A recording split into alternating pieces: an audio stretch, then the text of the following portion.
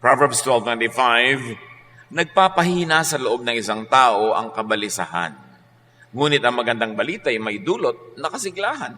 So pag laging nababalisa ang tao, humihina ang loob, pumupurol ang isip, nasisira ang pasya, ang desisyon, ang diskarte. So walang mapapala na lagi na lamang na mabalisa. Mabuti daw ay makinig, maghanap ng magandang balita kasi yun ang bibigyan ng sigla. At pag sumisigla ka, gumaganda ang takbo ng iyong isip, lumalakas ang iyong loob, ang diskarte mo, umaayos, gaganda ang takbo ng pagharap mo sa buhay.